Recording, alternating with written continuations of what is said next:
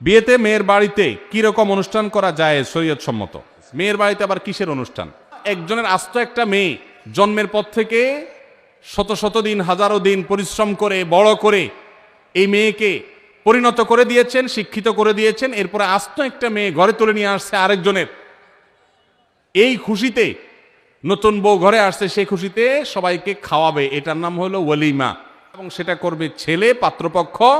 আর মেয়ের বাড়িতে বর পক্ষের লোকজন দলে দলে যে দর কষাকষি করে, না আমাদের 500 লোক হবে, না তাহলে ভাই সাহেব 400 করেন, না হলে থাক আমরা মাঝামাঝি থাকি 450 করি। এই যে দর কষাকষি করে মেয়ের বাড়িতে দলে দলে যে খাওয়া হয়, যেটার নাম আমাদের সমাজে বর যাত্রী দেওয়া হয়েছে, সেটাকে আমি বলি বরযাত্রী। যারা বিয়ে করেন নাই, বাপের বেটা মায়ের বেটা হয়ে থাকলে নিয়ত করেন যে আমার বিয়েতে কোনো বরযাত্রী যাবে না। যেই বাপ মেয়েকে জন্ম দেওয়ার পর তাকে বড় করে তুলেছেন তিলে তিলে, আপনার তো বিয়ের পর শ্বশুর মশাইয়ের সামনে বসে দোজানু হয়ে বলা দরকার যে বাবাজি, আপনার মেয়ে জন্ম থেকে বড় হওয়া, বিয়ে দেওয়া পর্যন্ত এর পিছনে কত লক্ষ টাকা খরচ হয়েছে, আনুমানিক একটা ফিগার বলেন। আমি গরিবের ভূত, একসাথে না হইলেও কিস্তিতে হলেও দিয়া শেষ করার চেষ্টা করব।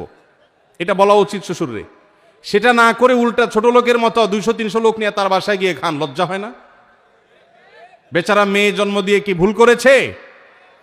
একজন মেয়ে বয়সে বিবাহের উপযুক্ত করা পর্যন্ত পড়ালেখা, খাওয়া দাওয়া, ঔষধ, চিকিৎসা, আদর, স্নেহ কত কিছু দিয়ে গড়ে তুলেছে। এরপর আস্ত মেয়েটাকে সারা জীবনের জন্য আপনি নিয়ে যাচ্ছেন। সারা জীবনভর শ্বশুরের এই কৃতজ্ঞতা, শাশুড়ির এই কৃতজ্ঞতার দায় আদায় করে শেষ করতে পারবেন না। সেখানে আবার যৌতুক আশা করেন, সেখানে আবার 200-500 লোক নিয়ে তার বাসায় খেতে যান। এর চেয়ে নির্লজ্জতা আরেকটা হতে পারে না।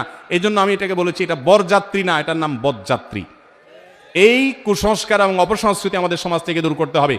ছেলে পক্ষ খাওয়াবে, মেয়ে পক্ষ না। হ্যাঁ, মেয়ের বাবাকে আল্লাহ অঢেল দিয়েছেন, তিনি খুশি হয়ে সবাইকে খাওয়াচ্ছেন, ভিন্ন কথা। কিন্তু শর্ত দিয়ে দাবি করে তার কাছ থেকে দর কষাকষি করে আদায় করলে সেটা অবশ্যই জুলুম হবে, এটা পরিহার করতে হবে।